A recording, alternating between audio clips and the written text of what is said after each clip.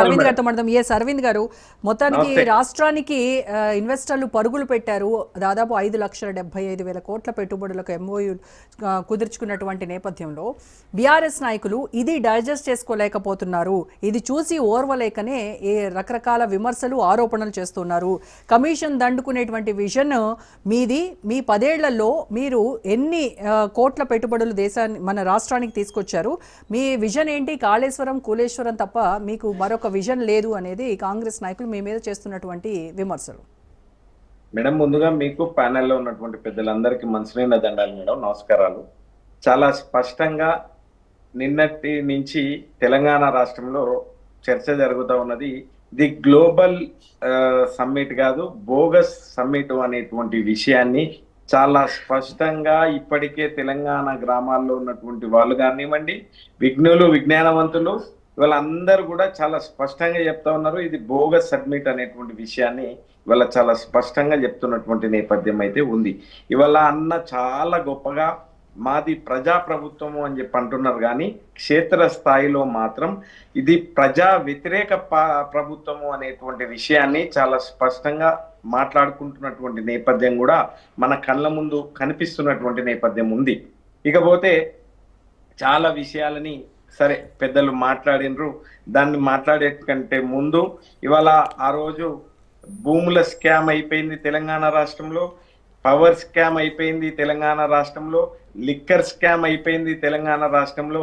ఇక మన ముందున్నటువంటి లక్ష్యం ఏంది, మన ముందున్నటువంటి కార్యక్రమం ఏంది అని అనుకున్నప్పుడు రియల్ ఎస్టేట్ స్కామ్ చేయాలి అనేటువంటి పద్ధతిల ఇవాళటికి హైకోర్టులో కేసు ఉన్నప్పటికీ కూడా వీళ్ళే మేడం, దయచేసి నేను ఏమంటా ఉన్నాను అంటే, ఈ ఫ్యూచర్ సిటీలో ఆ రోజు మేము మానవీయ కోణంలో కేసీఆర్ గారు చైనాకు పోయినప్పుడు పరిశ్రమలను చూసినప్పుడు దివీస్ అనేటువంటి కంపెనీ మా చోటుప్పల్లో ఉంటది మేడం. ఆ చోటుప్పల్లో ఉన్నటువంటి సందర్భంలో భూగర్భ జలాలను తీసుకుంటే ఇట్లా ఆ నీళ్ళని పెట్టుకునేటువంటి క్రమంలో ఇవాళ మచ్చలు వచ్చేటువంటి పరిస్థితి ఏర్పడతా ఉన్నది. ఇది పోవాలి అని అంటే ఒక ఫార్మా సిటీని ఏర్పాటు చేయాలి అనేటువంటి సదుద్దేశంతో మేము ఆ రోజు ఇబ్రహీంపట్నం, మహేశ్వరం నియోజకవర్గం, ఇబ్రహీంపట్నంలోనైతే దాదాపుగా ఎక్కువ, అది యాచారం మండలంలోని దాదాపుగా 13,000 ఎకరాల భూమిని సేకరించి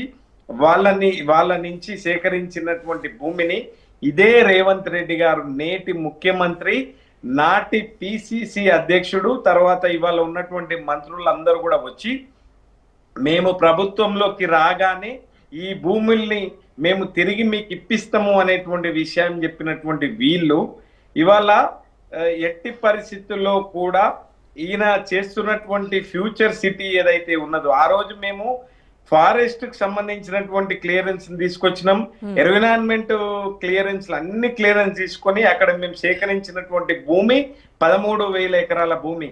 ఆ భూమిని ఇవాళ ఈయన వేరే కోణంలో తీసుకొని పోయి 2013 భూ సేకరణ చట్టం ద్వారా ఇది న్యాయస్థానాలకు పోతే చెల్లదని తెలిసి కూడా ఇవాళ ఈయన ఇట్లాంటి ప్రయత్నం చేస్తా ఉన్నాడు, ఇంత మోసం చేసేటువంటి ప్రయత్నం చేస్తా ఉన్నాడు.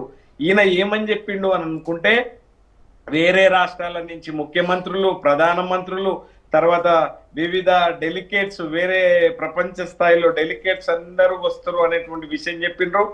వాళ్ళ నాయకుడు రాహుల్ గాంధీ కూడా రాలే, వాళ్ళకు సంబంధించినటువంటి ఎంపీలు కూడా వీళ్ళకు ప్రియమైనటువంటి మిత్రుడు ఒకడు డికే శివకుమార్ గారు తప్పిస్తే వేరెవరు రాలేనటువంటి నేపథ్యం అయితే ఉంది. అయితే ఒక తెలంగాణ వాదిగా, ఈ ప్రాంత బిడ్డగా నేను తప్పకుండా ఈ ప్రాంతం గొప్పగా అభివృద్ధి చెందాలి అనేటువంటి కాంక్షించేటువంటి వాళ్ళు నేను మొదటి వాడిని మేడం. కానీ ఈయన చేసేటువంటి ప్రయత్నం అంతా కూడా ఇవాళ ఫ్యూచర్ కాదు, దానికి ఫ్యూచరే లేనటువంటి సిటీని ఈయన నిర్మిస్తా ఉన్నాడు. కేవలం ఈయన సరే, మీరు ఇప్పుడు కాంగ్రెస్ ప్రభుత్వ హయాంలో వచ్చినటువంటి ఈ 5 లక్షల కోట్ల పెట్టుబడులకు మీరు రకరకాల విమర్శలు చేస్తున్నారు కదా, మీ 10 ఏళ్ల ఒక నిమిషం ప్రభుత్వంలో మీరేం చేశారు? మీరు వచ్చినటువంటి పెట్టుబడిలో ఎన్ని కోట్లు, లక్షల కోట్లు రియలైజ్ అయ్యాయి? వీటి చిట్టా, వీటి డేటా ఏమన్నా ఉందా మీ దగ్గర? మీ హయాంలో బయో ఏషియా, ఇతర సమ్మిట్స్ ఇంకా మేము ఎన్ని చేసినాం, టిఎస్ ఐపాస్ ద్వారా మేము ఏం చేసినాం అనేది కూడా చెప్తా. ఒక 2 నిమిషాలు అవకాశం ఇస్తాం. పేపర్ పేరు చూపియను కానీ ఇక్కడ చూడండి మేడం, 3,97,500 కోట్లు అని, 3,97,500 కోట్లు అని చెప్పి, ఇది ఏ రోజు 9వ తారీఖు నాడు, అంటే 8వ తారీఖు నాడు అయితే ఇది 9వ తారీఖు నాడు ఒక పేపర్ లో వార్త వస్తుంది, ప్రధాన పేపర్ లో. అక్కడ వేరే దాంట్లో వచ్చేటువంటి లెక్క ఎంత అంటే, ఇవాళ 1,18,000 కోట్లు మాత్రమే ఎంఓయూలు కుదుర్చుకున్నాము, పెట్టుబడులు వచ్చినాయి అనేటువంటి విషయాన్ని చెప్పిండ్రు. గతంలో కూడా మీరు చూసుకున్నట్లయితే మేడం, గతంలో ఈయన యుఎస్ కి పోయేటువంటి 10 రోజుల ముందు పుట్టుకొచ్చినటువంటి సంస్థ, ఇవాళ ఆ సంస్థ స్వచ్ఛ బయో కంపెనీ అనేటువంటి కంపెనీ మేడం. స్వచ్ఛ బయో, దీనికి 2 డైరెక్టర్లు ఉంటారు మేడం. ఒక డైరెక్టరు ఈయన ముఖ్యమంత్రి గారి సొంత తమ్ముడు జగదీశ్వర్ రెడ్డి గారు అనేటువంటి విషయం డైరెక్టర్ ఉంటారు. ఈయన బోర్డు ఈ ఎంఓయూలు ఎవరితోని ఎక్స్చేంజ్ చేసుకుంటారు అంటే, ఈ ఎంఓయూ ఎవరితోని ఎక్స్చేంజ్ చేసిండు యుఎస్ లో పోయి అంటే, 10 రోజుల క్రితం పుట్టుకొచ్చినటువంటి కంపెనీకి 1000 కోట్ల పెట్టుబడులు వస్తున్నాయి అని చెప్పి హర్ష అనేటువంటి వ్యక్తి, ఆయన ఎవరో తెలియదు, ఈ కంపెనీకి సంబంధమే లేనటువంటి వ్యక్తి ఎంఓయూ కూడా మార్చుకున్నారు.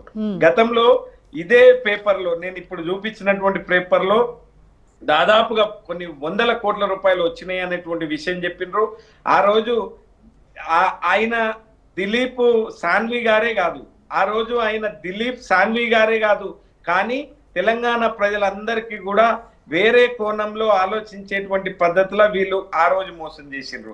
అంతేకాకుండా మేడం, 27 లక్షల అప్పున్నటువంటి 27 లక్షల కోట్ల లేదు, 27 లక్షలు, కేవలం 27 లక్షల అప్పున్నటువంటి గోధి ఇండియా అనేటువంటి కంపెనీకి 27 లక్షల అప్పుంటే, వీళ్ళు అక్కడ 800 కోట్ల ఎంఓయూ చేసుకున్నారు.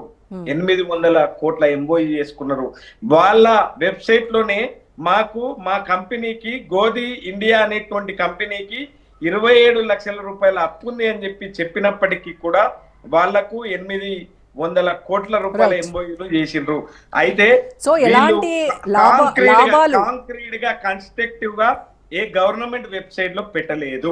అయితే మేమేం చేసినాము అని చెప్పుకున్నప్పుడు, తప్పకుండా ఆ రోజు మేము తెలంగాణ ప్రభుత్వం ఏర్పడ్డప్పుడు రతన్ టాటా గారే గొప్పగా, ఇది దేశంలోనే ప్రపంచంలోనే తెలంగాణ గొప్పగా ఉండేటువంటి పద్ధతిలా మీరు గమనిస్తే మేడం, ఎర్ర బస్ నుంచి ఎలక్ట్రిక్ బస్ వరకు, ఎలక్ట్రిక్ బస్ నుంచి ఎయిర్ బస్ వరకు, టైల్స్ నుంచి టెక్స్టైల్స్ వరకు, మ్యాప్స్ నుంచి యాపిల్ మ్యాప్స్ వరకు, గమ్యస్థానం హైదరాబాదు తెలంగాణ అనేటువంటి పద్ధతిలా మేము టిఎస్ ఐపాస్ అనేటువంటి వెబ్సైట్ ని పెట్టి క్లియర్ గా, కన్స్ట్రక్టివ్ గా మేము ఆ రోజు అది చేసినాం. కేసీఆర్ గారు ఏం చెప్పిండ్రు అంటే, 15 రోజుల పాటు మీరు ఒకవేళ లైసెన్స్ రాకపోతే 16వ రోజు మీ కంపెనీ మీరే ఏర్పాటు చేసుకోవచ్చు అనేటువంటి ఒక గొప్ప నిర్ణయం తీసుకున్నాడు అనేటువంటి విషయం కూడా మీకు కూడా తెలుసు మేడం.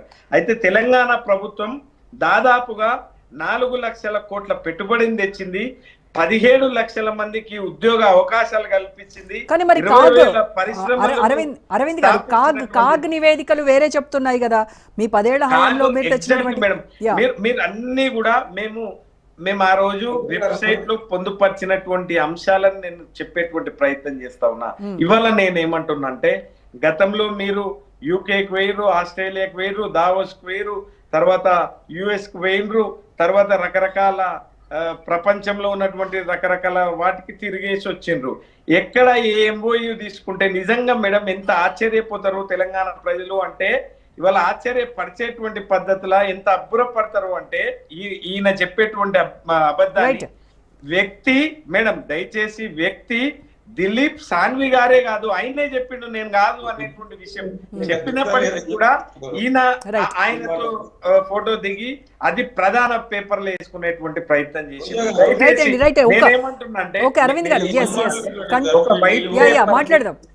ఒక వైట్ పేపర్ ని రిలీజ్ చేయండి. ఒక వైట్ పేపర్ ని రిలీజ్ చేస్తే నిజంగా ఒక వెబ్సైట్ ని తెలంగాణ సీఎంఓ నుంచి అయినా మీరు ఇచ్చేటువంటి ప్రయత్నం Right. చేయండి Okay, అరవింద్ గారు, అనే right విషయాన్ని అండి. మాత్రం నేను ఈ సందర్భంగా తెలియజేస్తా ఉన్నా. Okay. ఇప్పటికే గందరగోళంలో తెలంగాణ అంటే ఎన్ని పెట్టుబడులు వచ్చినాయంటే ఒక పత్రికలో ఒక సంఖ్య వస్తది, ఇంకో పత్రికలో ఇంకో సో సంఖ్య ఒక వస్తది. క్లారిటీ కాబట్టి లేదు, క్లారిటీ లేదంటారు ఎవరికి. ఇవన్నిటికీ తావు అది చేయాలి అనుకుంటే, ఇవన్నిటికీ అది చేయాలి అనుకున్నప్పుడు శ్వేతపత్రం వీళ్ళు ఒక release వైట్ పేపర్ ని రిలీజ్ చేస్తే బాగుంటది అనేటువంటి విషయాన్ని రైట్ మాత్రం అరవింద్ గారు. నేను ఈ